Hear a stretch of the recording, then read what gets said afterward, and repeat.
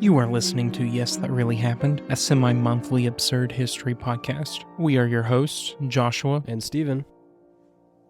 Hey, Stevie, you know what time it is? What? It's time for the next episode of Yes, That Really Happened. No, this one's going to be a little bit different.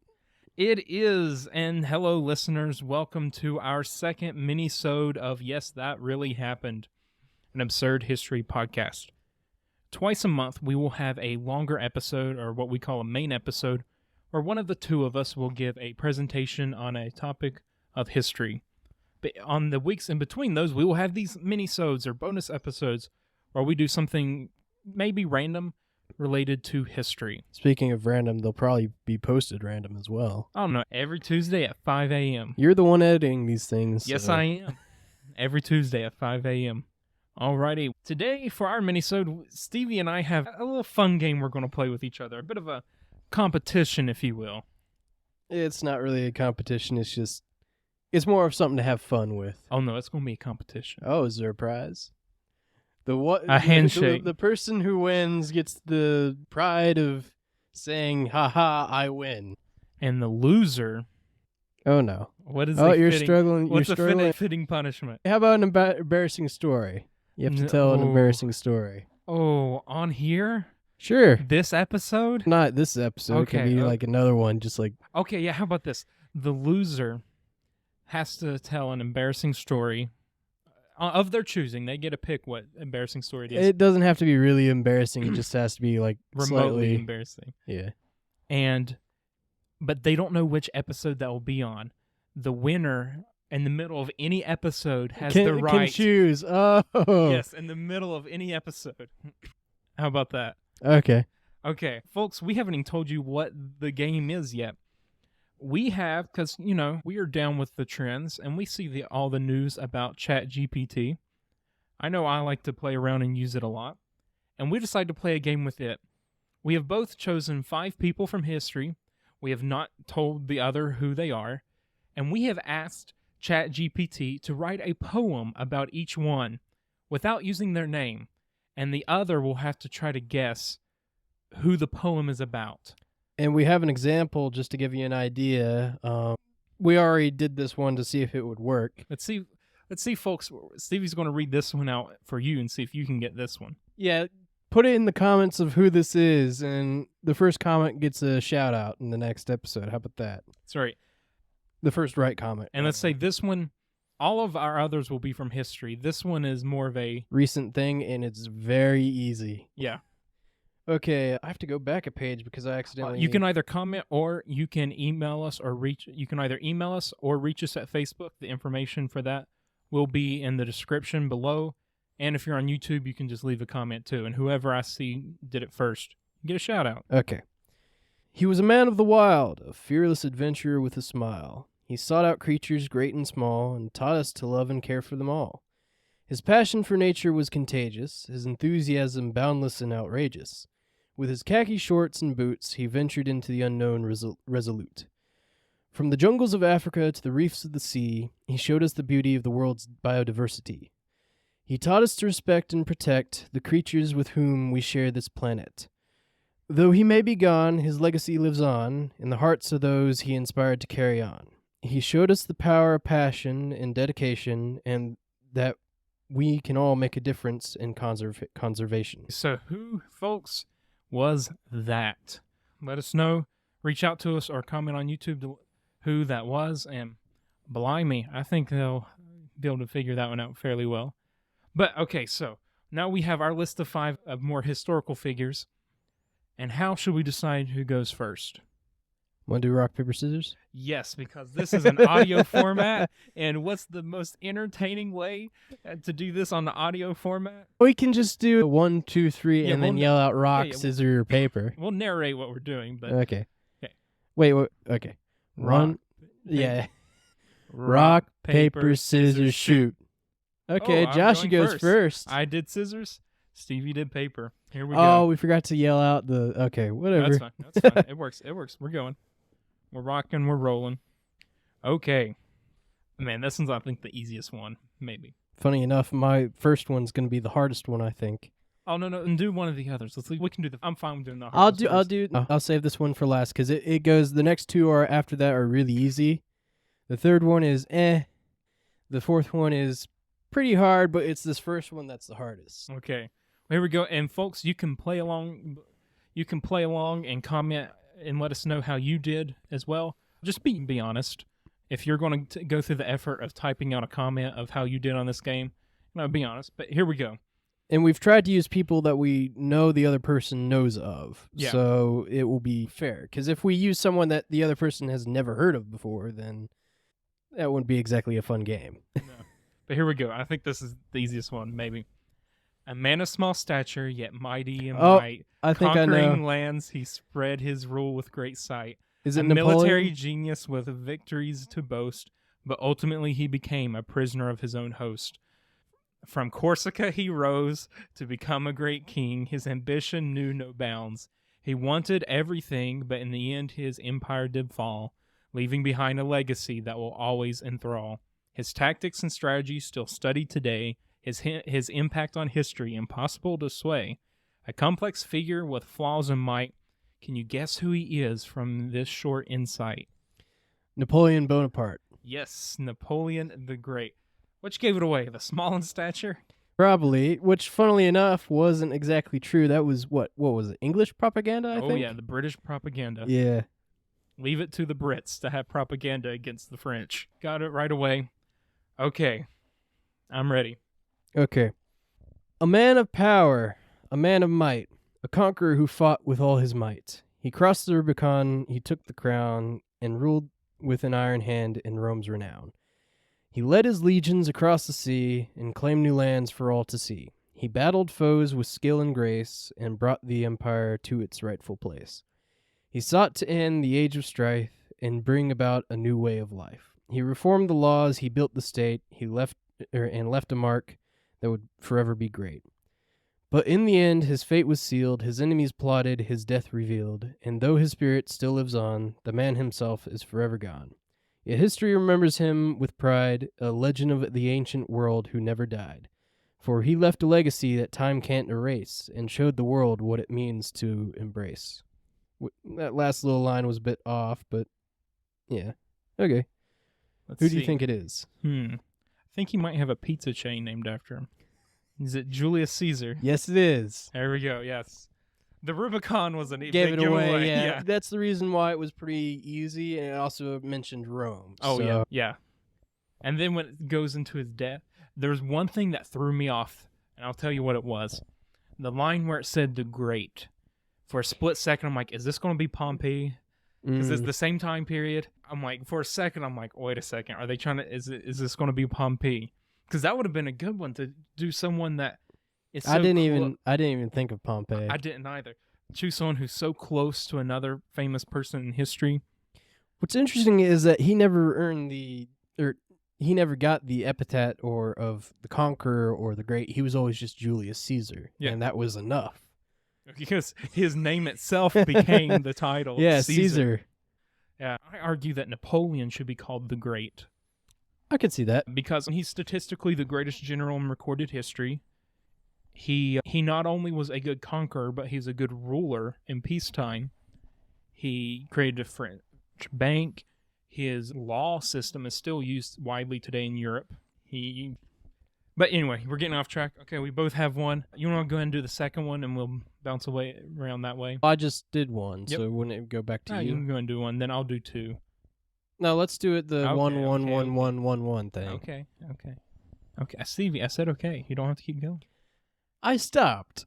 No. You kept going, but you went on such a long and violent tirade that I'm going to have to edit that out. Violent? Yeah, that's right. I'm bleeding from the nose here. Got a couple bullet wounds. Shouldn't it be the ears? Because if it was sound, then... Well, here we go. Here's my second one. We're both tied, and I have a feeling we're both going to tie. But I say if we tie, we might just keep making new ones until one of us doesn't get it. I have two pretty hard ones, and I'd be surprised if we got one of them. No, that makes me so nervous. Okay, here we go. I don't think any of mine are hard. Okay, here we go. The monarch ruled with iron fist, a troubled reign not to be missed. His empire vast, his power great, yet madness sealed his tragic fate. His name echoes through history's halls, the one who lost his colonies and cursed many falls, a symbol of an era past, of empires built and dreams that did not last.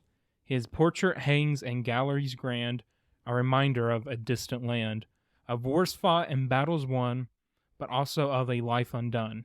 Can you guess this royal's name, the one whose reign brought both fame and shame, who left his mark upon the world, and now a memory his stories unfurled?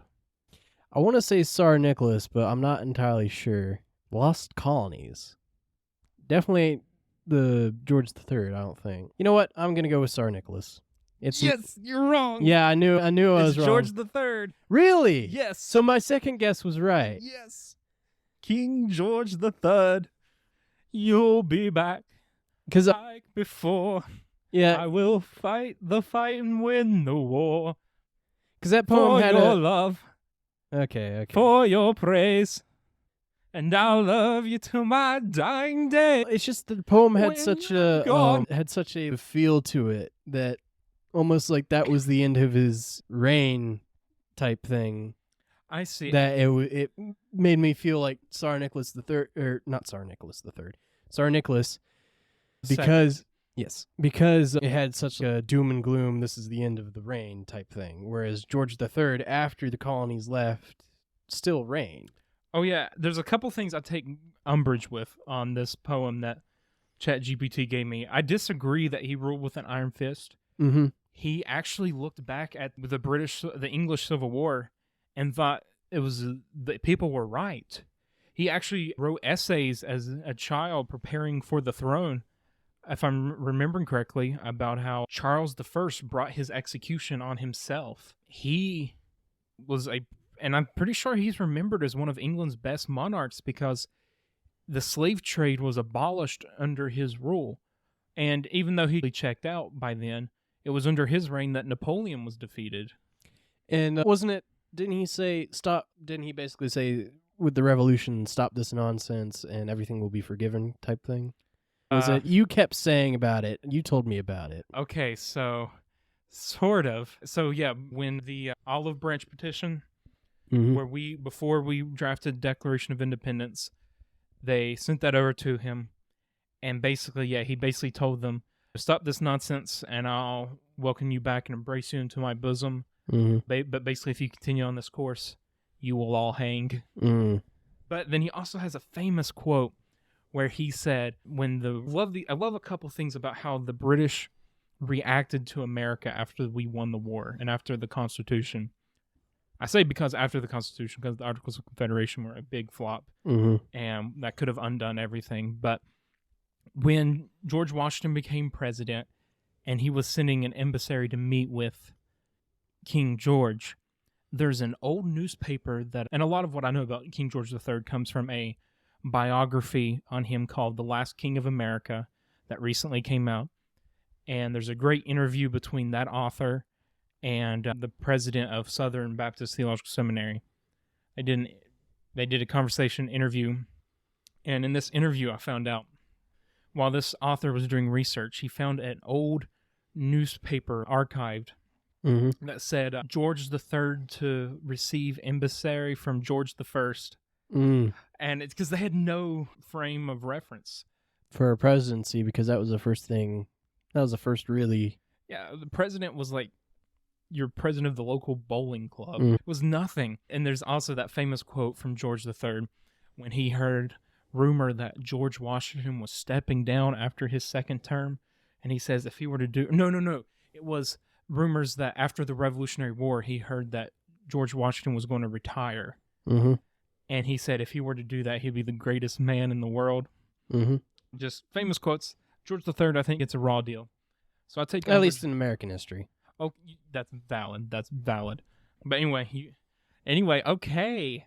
I'm up one. Let's see. But you've already set the bar high for one of yours that I'm terrified. I can't believe my second guess was right. Because I had two, and I had very good reasons for both of them. But I went with my first gut instinct, and it was wrong. Okay, let's see. This one's very easy, by the way. Okay, yay. With wit and wisdom sharp as a knife, he roamed the world seeking to thrive, a man of science, an inventor too, with ideas that were both bold and new. Now, this next part, you're going to get it instantly, okay? Okay. He flew a kite in a stormy skies and showed the world that lightning strikes. He wrote and spoke with eloquence and urged for justice and independence. He printed books and newspapers galore and spread ideas that many would adore. He founded What's schools his name? and, Al Gore. I'm just kidding. I'm kidding. and institutions and championed the power of education. He served his country with all his might and helped to shape its future bright. A statesman, a diplomat, a founding father, a hero of freedom like no other. Though time has passed, his legacy stays, a symbol of innovation and progress always. For he showed the world that one man can do with curiosity, courage, and a vision so true. Okay. So it's obviously Al Gore. I'm just kidding. I'm kidding. The guy. I was trying to make a joke because, the joke that he invented. the internet. Galore. But anyway, you know what? I'm so glad that line about the kite was in there. I think I would have gotten it with the founding father. Mhm. But before that, I'm thinking, oh, yeah, it's one of the Ninja Turtles, Leonardo da Vinci. But then it got to the kite, and I'm like, oh, that's obvious. Very obvious. Yeah, so it's Benjamin Franklin. Yep. I wanted to hurry up and say the answer and not forget to. Okay, this one, I had it right too. You had to write. Oh, the first one wasn't great then? You know what?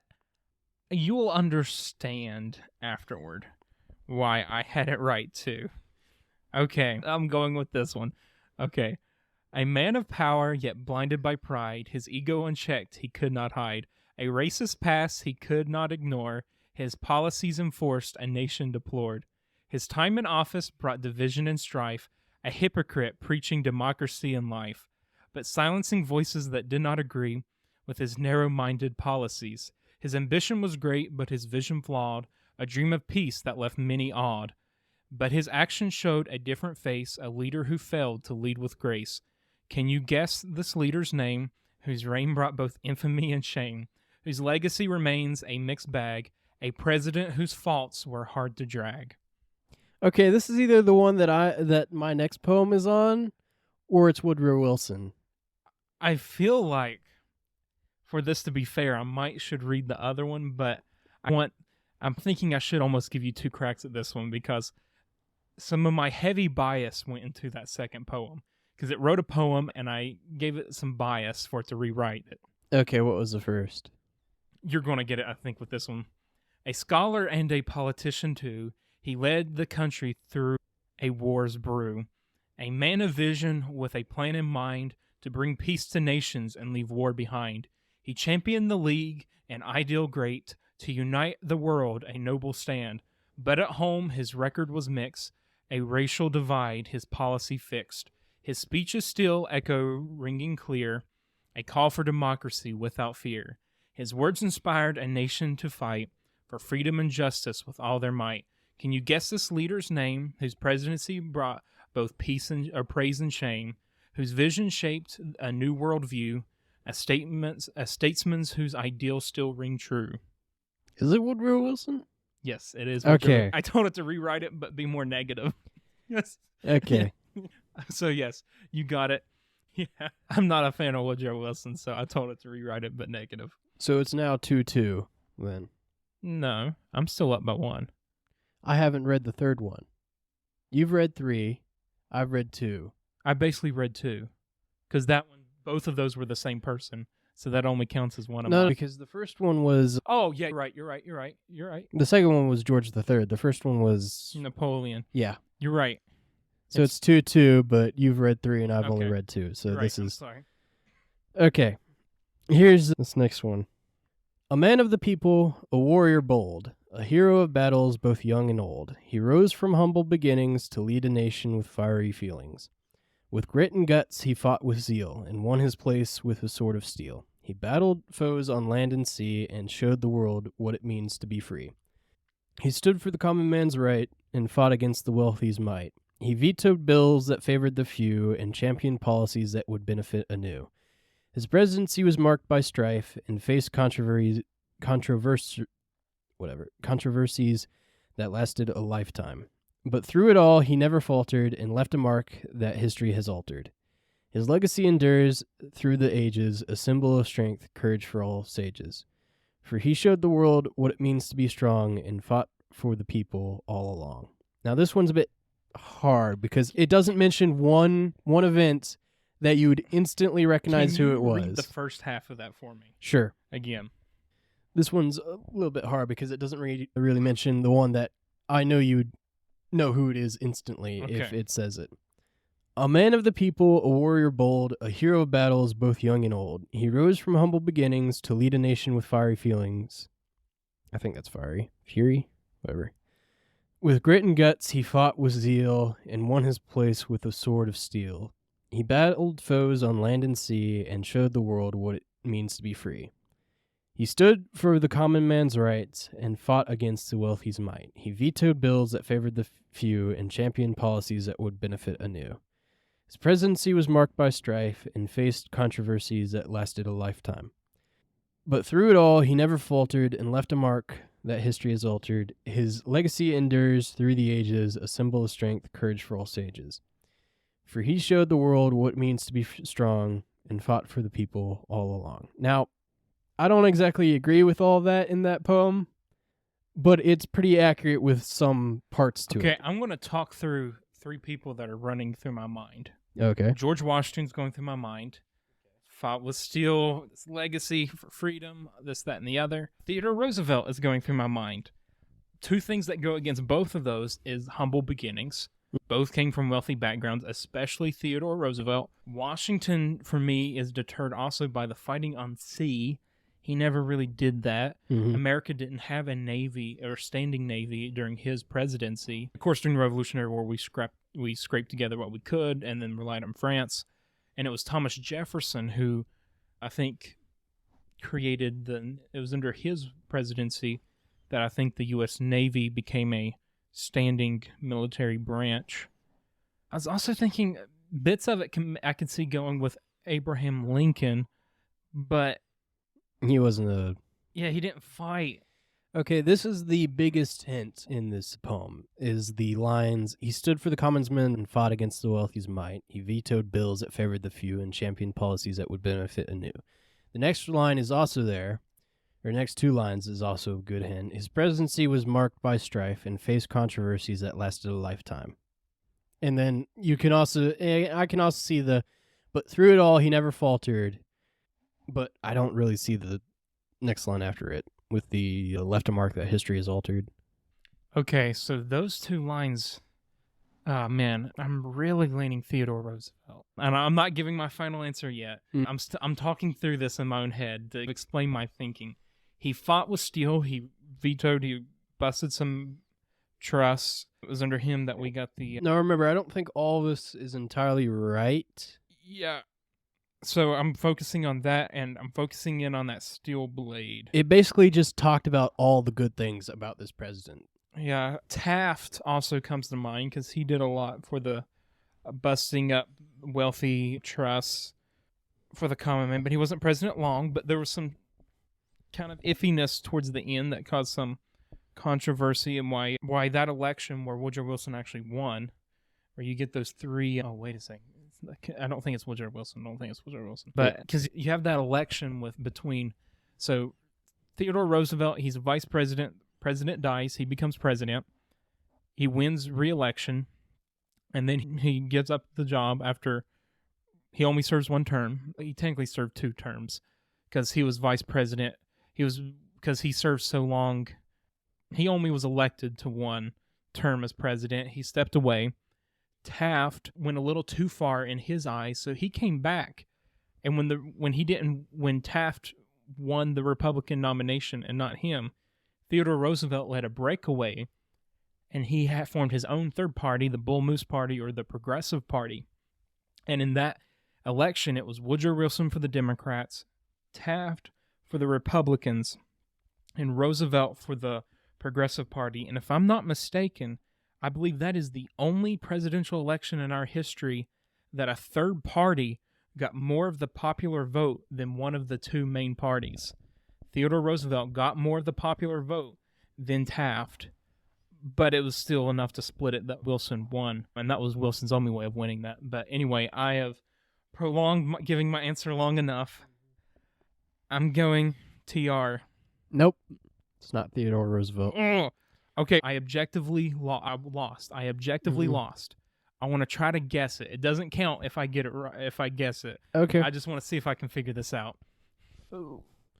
It's a bit tough because this goes on all of his positive stuff and none of the negative. Okay. Who's a president with a lot of Okay, so Steele, that also gives me the idea of it could have been a founding father.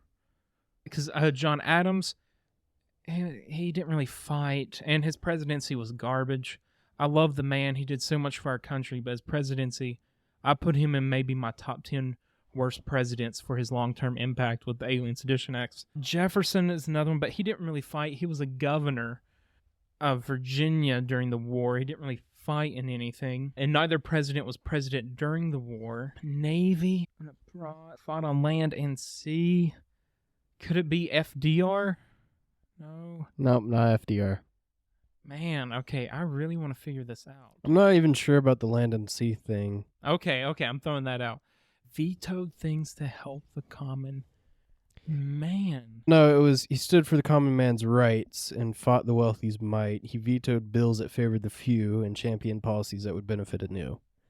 Just going to go through the presidents in my head and see who I think stands out. I got Washington, Adams, Jefferson, Madison, James Monroe, and John Quincy Adams. Jackson Van Buren, William Henry Harrison, Presidents 1 through 9. Tyler Polk, Taylor Fillmore, Pierce Buchanan, Abraham Lincoln, Andrew Johnson, Grant and Hayes. Hey, Grant. Is it Grant? It's not Grant. Ugh, I love Grant. This is not one of your more favorite presidents. Okay. It is the president. I figured that. I knew that. Yeah. Doesn't it say president in the poem? I figured this might have been a little bit easier because it says presidency. Yeah, so I've noticed president. I've been just trying to figure out which president. Yeah, because it says his presidency was marked by strife. Okay, what presidents were marked with strife? That is not referring to his actual presidency. That is referring to something that happened during his presidency that he was directly responsible for. Okay, I'm thinking of, Andrew Johnson had a lot of iffiness with just everything happening in the South and Reconstruction, and a lot of problems he was responsible for. It's not Andrew Johnson. Man, I'm just going to eventually just keep naming presidents until I only have a couple left. Real close, though. Okay. In Andrew a manner Jackson? of speaking. Yes, Andrew Jackson. Okay, that's who it is. He popped through my head, and he did champion every man's rights. Because he was the first one that wasn't related to the Founding Fathers in any way. Not in any way. You know what I mean. Every one of our Founding Fathers are descended from, the same royal monarch except for one. Or, all of our Founding Fathers are related no, let me rephrase this. Every president is related except for one. Can you guess who's our only president that's not related? Distantly, or Van Buren. Martin Van Buren, he is the first president born in the United States. He was the first president born after we left England. He is the only president whose English was not his first language. His first language was just growing up in that Pennsylvania, New York area, heavily influenced by the Dutch. And he's the only one that's not related. In fact, a lot of people will jump to Barack Obama, but both Barack Obama and George W. Bush can trace through their mother's sides back to a common ancestor that came over on the Mayflower. Yeah. But yeah, you're right. Jackson was an everyman, horribly racist, horrible to Indians. That's the strife thing. Yeah. Was referring. The Trail of Tears didn't happen under his presidency, but it happened because of his presidency. In fact, his executive orders to move the Native Americans was overruled by the Supreme Court. But he said, screw you, I'm the president. Yeah, he told them, you made your ruling, now let's see you enforce it. And the Georgian governor at the same time did the same thing. The Georgian governor felt the same way Jackson did.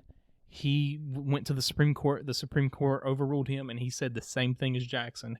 Like I said, different thing, but also Jackson did have the positive part of The only time the national debt was at 0 was under his presidency. Andrew Jackson. But anyway, we're tied again. And I am so nervous because I think you still have a hard one coming for me. I have one hard one and one that's a little bit easier than this last one.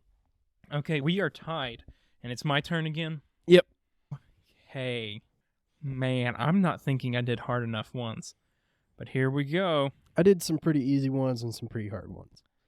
But you know what? You got wrong one of the ones I thought was going to be easy, so who knows? The George III one? Yeah. He was my second guess, and because I even said, I'm thinking either Tsar Nicholas or George III, and I'm not sure which. And I just said, Tsar Nicholas. Let's go with that. Desperately tried not to give any hints, or like with my face. Okay, anyway, here's the next one, and you're going to get this one. The man with boundless energy whose spirit roamed wild and free. A cowboy, soldier, and president. A life of action always spent. He loved the outdoors and nature's charm, from the mountains high to the rivers calm. His passion for conversation strong, preserving lands for generations long. He led the charge, a trust buster, against monopolies, a fierce adjuster. His foreign policy was bold and brave, a statesman never one to wave. Can you guess this leader's name? The one who left his mark on fame, whose legacy still stands today, and man of action in every way. This one was extremely easy, especially because he's my favorite president. It's Theodore Roosevelt. He's my third favorite president. Yeah, Theodore Roosevelt. Yeah, I thought you were guaranteed that. He was actually supposed to be third. I accidentally jumped him and went to Willie. I jumped my first one because it was the hardest one. Okay, that's fair. Okay, so we're still. Ooh. Actually, I'm winning now, aren't I? No, we're tied. We're tied. No, because I lost one, and that was the fourth one. You lost one, and this is my fourth one next coming up. So I'm 1 point ahead. If you get this next one, then we're tied again. Okay, that's true. Just because I've gone one more. Okay. Because you were first. Yeah. Okay. Okay, this one's pretty easy. I'm fairly sure you're gonna get this one like instantly. Not instantly, but if you think about it. Andrew Jackson has me shook. Well, to be fair, that one wasn't the greatest one, because that one, it represented him pretty well, but not the things that he's really known for. Yeah. Okay. Hit me with your best shot. Okay. Here it comes. A sailor bold with wind in his hair, he roamed the seas without a care. With ships and men of fearless might, he braved the waves both day and night. He sailed the oceans far and wide, and claimed new lands with boundless pride. He fought his foes with skill and grace, and left them trembling in his wake. He circled the world with heart and soul, and charted routes that others would follow. He brought new treasures to his land, and made England a power to stand. A knight of honor, a man of fame, his deeds are written in the annals of name. For he showed the world what it means to dare, and left a legacy that we all share. Though time has passed, his spirit lives on, in tales of adventure and legend strong. For he proved that with courage and might, one man can conquer the world in sight. Ooh, okay. So I'm struggling a little bit, but I'll tell you who I think it is. But I'm not ringing it in as my final answer yet. It's to me, I'm leaning Sir Francis Drake, and I hear sailor, and I heard England, and I heard knight, and those are the three things that made me think of that. The biggest hint in this poem is he circled the world with heart and soul. That's the biggest hint. Circumnavigate the world, not circumference. That's the circle. Mm-hmm. That's okay. First, I'm trying to think. Thinking back to high school. First to circumnavigate the globe. Was it Magellan? That's not an English-sounding name. By the way, I was thrown off by this too. I had to look it up just to be sure. Okay. The way you gave me a hint made me think it's not Sir Francis Drake after I said that. So I'm thinking... It could just be a misleading hint. Yeah, that's fair. Navigating. I don't think Drake circumnavigated the globe. And Magellan. Fun fact, Magellan never actually went around the world. He died in an island in the Pacific. It was actually one of the only reasons why his sailors were able to get back to Spain is because one of the slaves that were on the ship that they got while they were either in Spain or somewhere else in Europe, knew the language of a certain people, so that when the sailors visited that island, they used the slave to translate, and they were able to get supplies and stuff to be able to get back to Spain. And I believe the slave's name was Enrico. Or Enrique. Thank you. I was leaning away from him, but you saying return to Spain confirmed that this isn't Magellan. So thanks. Okay, let's see. I know, and again, I'm just thinking out loud here. Christopher Columbus, he was chartered by Spain for his famous voyage in which he, quote unquote, discovered the New World, but he wasn't originally from Spain. I can't remember where he's from. He's from Italy. Italy? Okay. He's Italian. Okay, you're just giving me answers here, Stevie. Christopher Columbus was inspired by, what's his face? Your mom. No, children's game. Marco Polo. Ah, that's interesting. I think he read his book while he was in jail. You're right. Various high school classes are coming back to me, and I'm hoping the one with the answer comes back to me. Okay, I'm just going to talk through to myself of famous English explorers, old ones. So I've got Sir Francis Drake. You've also got Sir Walter Raleigh. There are so many more, but my mind is not clunking into place. You know what? For the sake of time and sake of saving me some editing, I'm going to commit to my initial hunch, Sir Francis Drake. You're right. Yes! Oh my word, I almost talked myself out of it. He was the first Englishman to circumnavigate the world. Really? Yes. Huh, that is new to me. That's the thing that I had to look up. I did not know that. Okay, that's fun. Okay, I am so glad I got that. Does that mean I'm to my last one? Yes, this is your last one, and then after that I have my last one. Okay. We're currently tied. A monarch of a mighty land with power vast and wealth at hand. He ruled with a heavy hand, it's true. His people's cries he barely knew. His family lived in luxury rare, while his people's plight he did not share. His wars and policies brought much pain, a leader whose reign was hard to sustain. Revolution brewed and a storm to come, a people tired of being undone. A nation fell, and the monarch with it, a tragic end that's hard to admit. Can you guess this ruler's name, the one whose reign ended in flames, whose story echoes through history's hall, a monarch who lost it all? It's either Louis XIII or Tsar Nicholas. I'm going to guess Louis. It's Tsar Nicholas. Oh my goodness! It's Tsar Nicholas. Because Louis XIII was the last French monarch. Mm-hmm. And his... He wasn't the last French monarch. I thought he was. Oh, Napoleon! After Napoleon, they reinstate like his cousin or something onto the throne. The rest of I thought it was his nephew. Maybe his nephew. Basically, the rest of Europe goes smack on the hand of France. How dare you? No, we've had enough of you.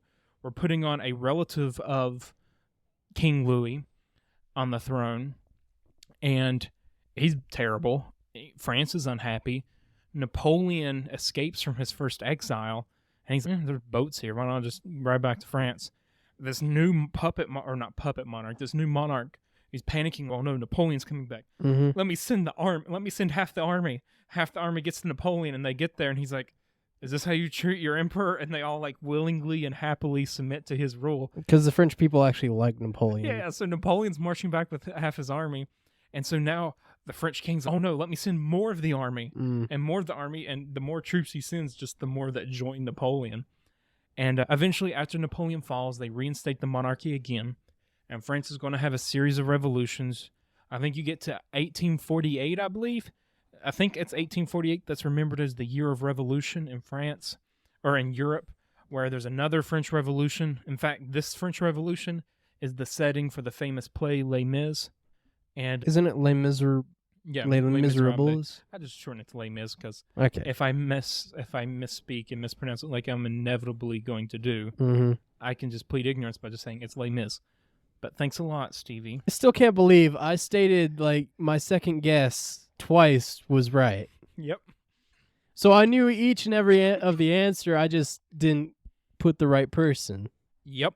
And then funny, that revolution when the monarch was overthrown again in 1848, I think it was then when a Russian general made a famous quote where he said, what's it called when you get on a horse? Riding? No, there's something your horse... Saddle. It's saddle your horses, boys.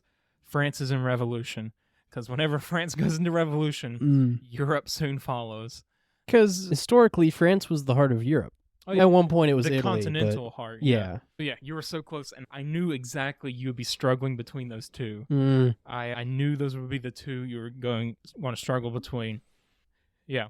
Okay, so it's my turn then, and I'm fairly sure you could get this, but it's going to be harder than the other ones. Okay. I'm nervous. Sorry. Sorry, what was it? I was going to say, take me to the promised land. In lands afar beyond the seas, a wanderer walked with steadfast ease, through jungles thick and deserts dry, with a heart pure as azure sky.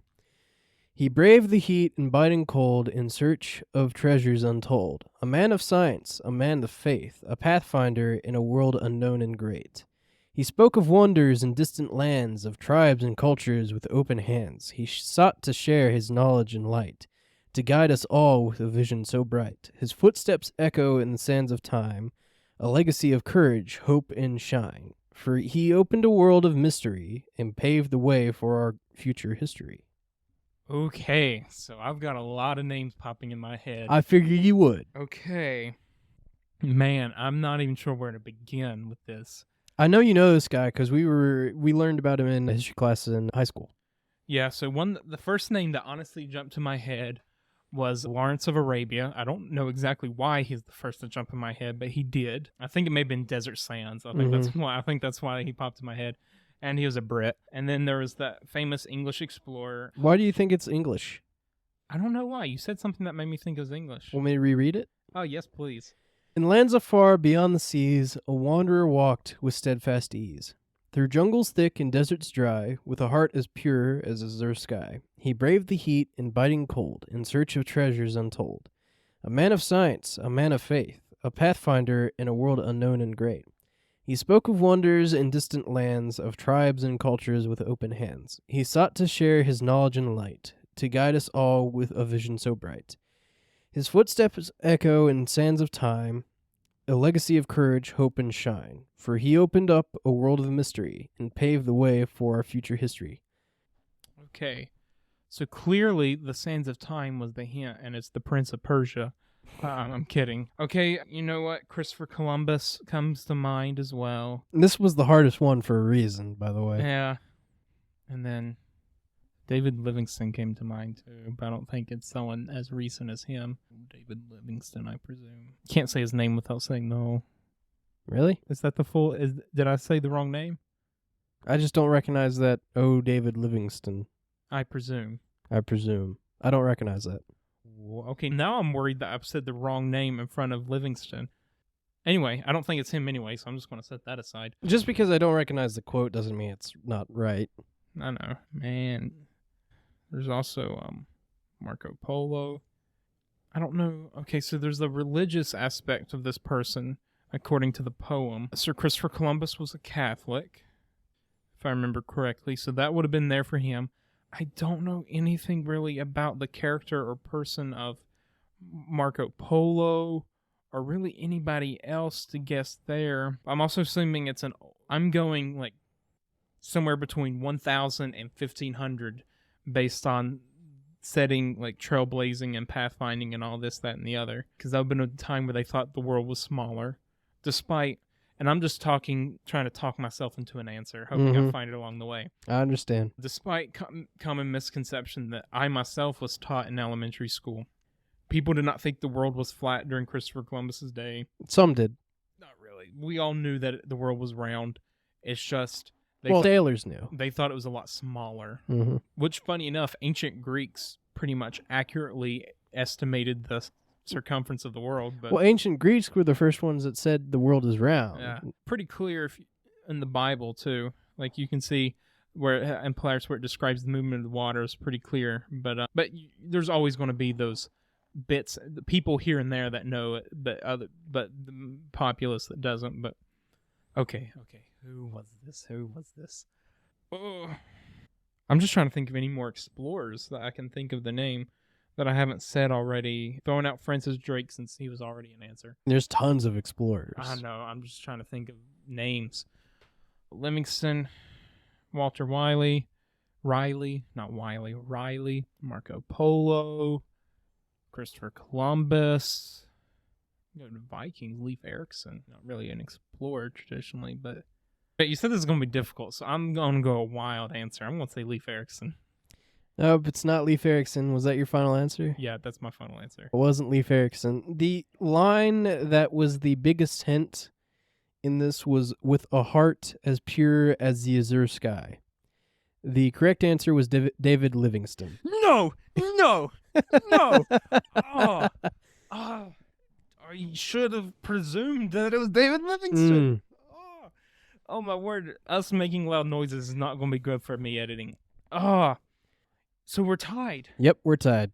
Does that mean we should do one more as a tiebreaker? I say we keep going until one of us loses. Okay. Want to do like one easy one and one hard one? Sure. And if we tie with this, then it's just a tie. That is a good idea. But folks, while we are preparing our last one, let's go to our ad break. What ad break? Thank you for asking. This episode of Yes, That Really Happened is brought to you by us. Yes, That Really Happened. We would like to just encourage you, if you really enjoy this, to check us out on every week on Tuesdays. We release new episodes. Please give us a subscribe.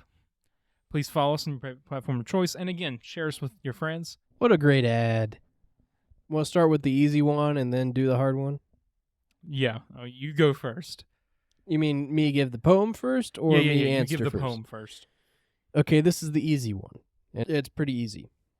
A child of music, born to create, his talents shown at an early age, with notes and melodies that would captivate and bring audiences to a rapturous stage.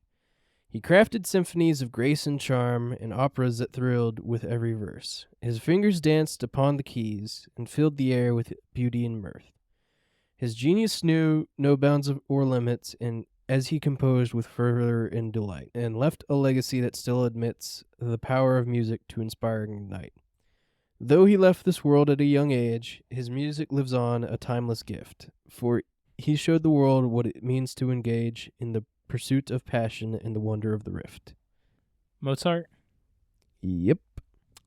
Pretty easy, though, especially since it goes a child of music, because he was a child when he first started making music. That was my easy one, by the way. Here's my easy one.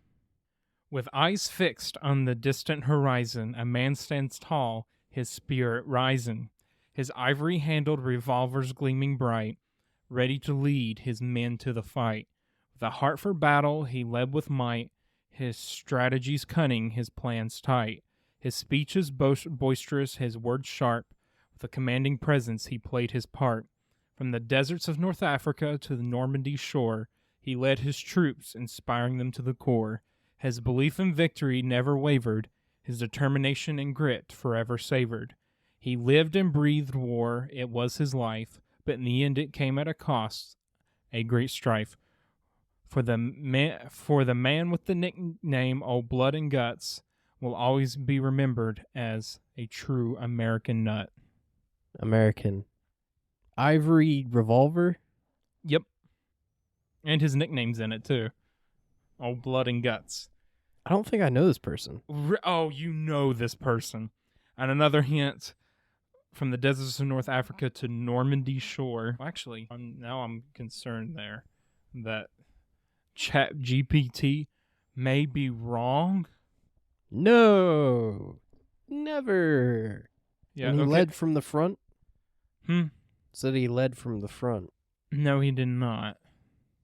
Okay, I thought this was going to be an easier one. Oh, man, I'm sorry. I don't really pay attention much to generals or that sort. I will tell you this. You know this name. Is it the guy who had a heart attack after Normandy? Roosevelt's grandson? Son? Since you told me no when I was theorizing Woodrow Wilson earlier, one of yours, I'll say no without you having to use your actual hint. Or without you having to actually use your actual guess. Ivory revolvers. Yes. Did he actually use ivory revolvers? do believe he was known for having them. I don't know if he ever really used them. Was it a general? Yes. Man, I feel bad. I'm sorry. I don't usually pay attention to generals, I'm going to be honest. He wasn't part of the Pacific Front, only the European. From what I remember, you are correct. I'm blanking because I think I know who it is, but I can't remember the name. All right, I give. Who is it? You're not taking any guess. I can't think of the guy's name is the thing. Patton. Yeah, I wouldn't have thought of that. Were you thinking of Eisenhower? Yes, actually. It was George S. Patton. I know of Eisenhower, but I never really looked at Patton. I know the name, but I never really looked at his history. Time for the hard ones. I should have flipped these two, because you might actually get this one easier. Okay, I'll start.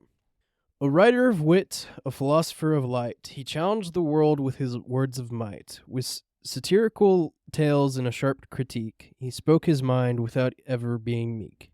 He fought for freedom and reason too, and took on tyrants with a fearless hue.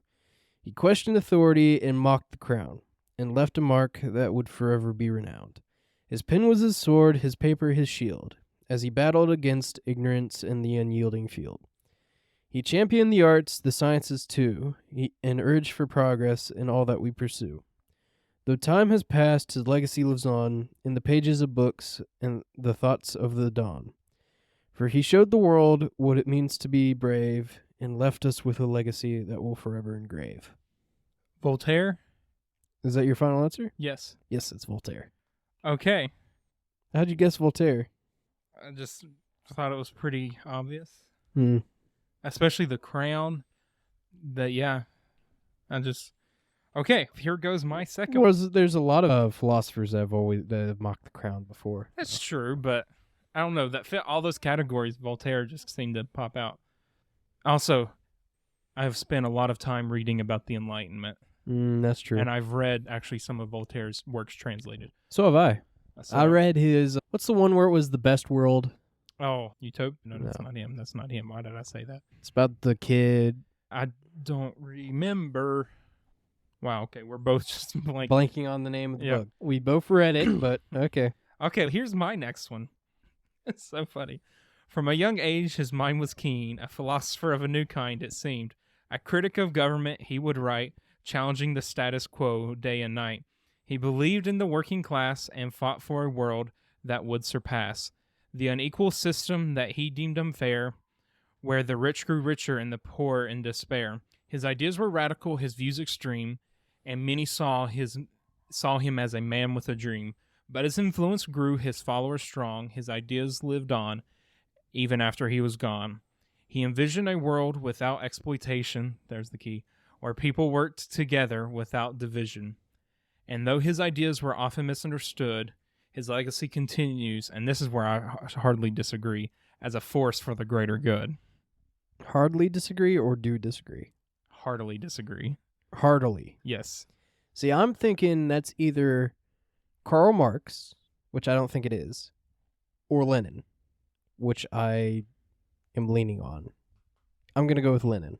It was Karl Marx. Oh, my goodness, again! Yeah, I really don't like Marx. I've read his... I actually did read his work, so this was rather positive. But when you read your first opening 2 lines of your last one, Stevie, for a split second, I'm like, did you and I both do Karl Marx? But then it would go when I'm like, okay, no, it's not. But for a split second, I'm like, are we both doing the same person? That is the 3rd time I've done that. In your defense, you didn't spend half an hour rambling and end up doing the same thing like I did with the Explorer, David Livingston. Okay, you know what that means. Yeah, I lost. Whatever. Barely. At a time of my choosing, on an episode, I'd get to force you to tell an embarrassing story. Okay. There we go. All right, folks, I hope you've enjoyed this different episode. Again, our bonus episodes are minisodes. I may have to stop calling them minisodes after the first one because I'm not sure how many this will be, but we'll see after it's edited. I hope you have fun with this episode and playing along. We have fun playing with the AI. Sometimes we thought it was wrong. Sometimes we just disagreed on principle, but we have fun with this, and we might do more games in the future for these minisodes. Thank you for listening to Yes, That Really Happened. Yes, That Really Happened is an absurd history podcast about those occasions when history is greater than fiction. All the wonderful music you've heard was written and performed for this podcast by the talented Corey Bowers. Links to articles and sources used can be found in the show notes. If you would like to write in with a topic or correction, you can find our email linked in the show notes as well. You can listen to all episodes on YouTube, Spotify, or your preferred podcast platform. If you would like to help the show out, please subscribe, like, rate, and review us on Apple Podcasts, but most importantly, share us with a friend. Thank you for listening. Soli Deo Gloria. Goodbye.